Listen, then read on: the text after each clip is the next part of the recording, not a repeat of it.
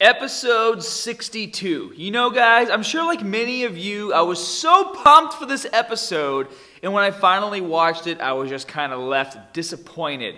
It was a very boring episode, kind of full of the same crap we've been seeing over the last few episodes where they fight Black, they fight Zamasu, they get their asses kicked. And last episode, we saw the stat of this amazing transformation of Trunks. He's starting to really fall into a Super Saiyan God form. And if you pay attention to the beginning of the episode, guys, I got the impression that, Trunks' power at first was out of control because his eyes were completely white, kind of like how Broly is. When Broly's on a rampage, his eyes are completely white, there's no pupils, and he's kind of just, using raw power and doing raw damage. And a lot of other people were kind of speculating that Trunks was a fake or a false Super Saiyan God Super Saiyan, and that he had the raw power, but he didn't really have control over it. But right in the beginning of the episode, he's fighting, he's dealing damage, he's beating the crap out of Black, and they specifically zoom in on his eyes, and they show his pupils come in, and now you see his blue pupils and his eyeballs.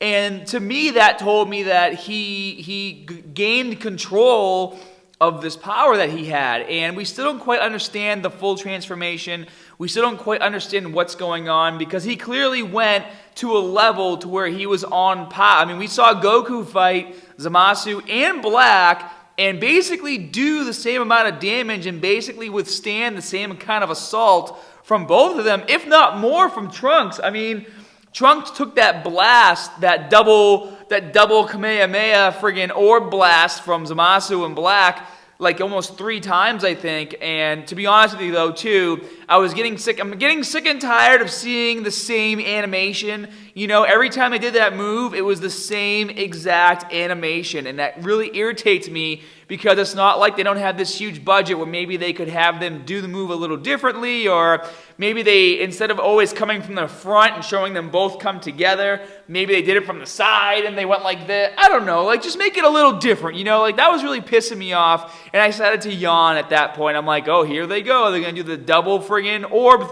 throw again. But it was cool to see Trunks kind of block that and toss it up. And at the same time, we see Vegeta step in, and he's like, you're not going to double team Trunks or whatever. But even Vegeta in Super Saiyan God mode, we'll just call it Super Saiyan Blue. In Blue God mode, just gets hammered, by Zamasu, while Trunks is still putting up a decent fight. But yet Trunks is not in God mode as far as we know. His hair isn't blue. He's still a Super Saiyan, and he has the blue aura around him. So I don't know, maybe people saying that Trunks did a false Super Saiyan God. Well, what I'm thinking is, when Goku and Vegeta were training with Whis, one of the biggest concerns that Whis had, and the reason why he had Goku and Vegeta train in that realm where their ki was leaking out, and the only way they could get back was by not letting their ki leak out, is because they had poor ki control. And I'm wondering if Trunks just overall has better ki control, and his Super Saiyan ability allows him to have that better ki control. What if the yellow Super Saiyan aura around the God ki, which is what the blue aura is God ki, what if that Super Saiyan aura around the blue is Trunks' way of better controlling this God form? Because that could make sense as well. And I think it's a pretty good theory, honestly. I mean, Trunks did kick some ass, and it's not like Trunks kicked some ass and still got defeated, but yet Goku and Vegeta did so much better than him. If anything, he was right on par with Goku. So there's obviously some speculation. We're going to have to see what happens as time goes on. But, like I said, that whole fight in general was starting to get pretty boring, seeing the same move repeated a few different times. Okay, let's move on with the storyline. And there were some funny parts. So, for example, when they get back into the time machine and they land back, on planet Earth, and then Vegeta just throws Goku on the ground, and he's get his medical attention.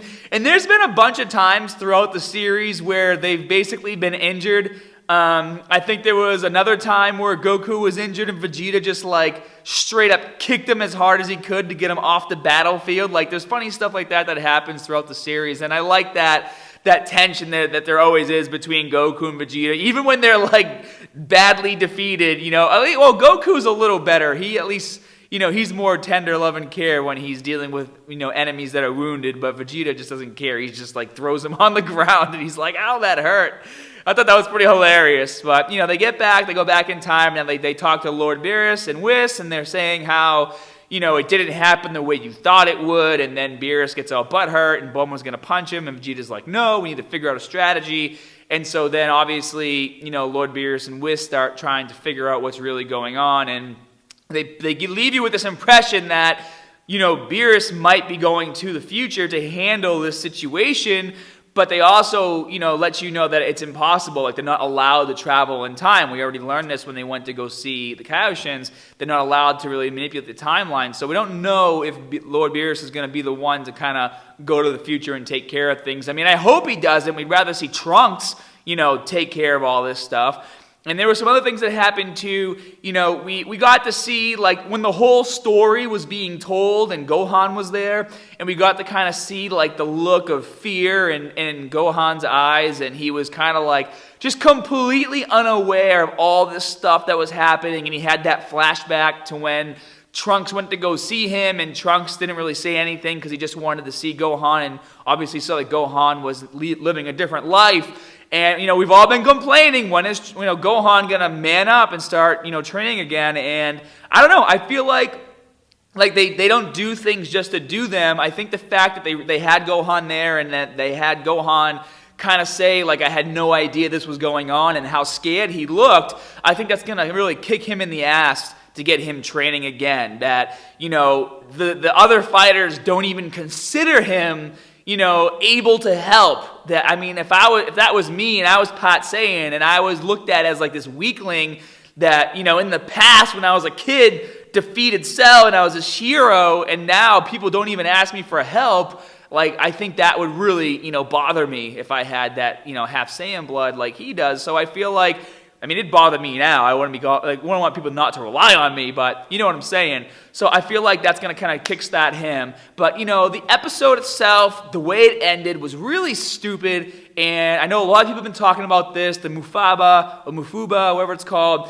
And, you know, why would they throw this out there? Like, it's such a stupid thing. Like, it barely worked on King Piccolo and Dragon Ball, and they think it's going to work on an immortal god. Like, where's the correlation? Like, maybe it has something to do with how powerful the caster is. You know, maybe if you're really powerful and you cast the MaFuuba, the MaFuuba, if you're really powerful and you cast it, maybe it has a better or lasting effect. I don't know.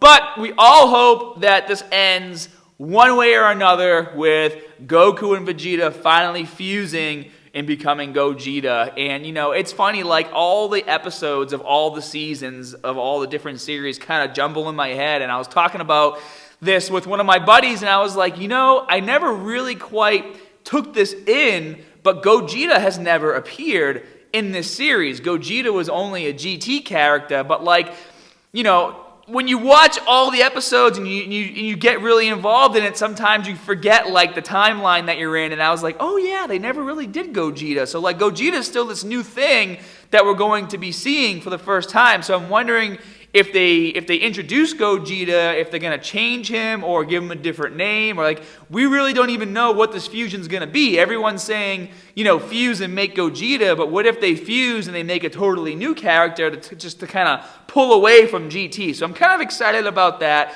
But overall, like, this episode wasn't the greatest episode. It wasn't the worst episode. We got to see some cool things. We got to, you know, see the storyline at least progress a little bit. But, like, we want the action. We see Goku, Vegeta, and Trunks go to the future and kick some ass. And if you're with me, you don't want Lord Beerus to be there handling things. I mean, that's kind of where I'm at right now. Like, Lord Beerus, stay there, let the Saiyans handle it, and then, you know, we'll have a good day. So let me know what you guys think in the comment section below. Be sure to hit that like and subscribe button. I'll see you guys next time.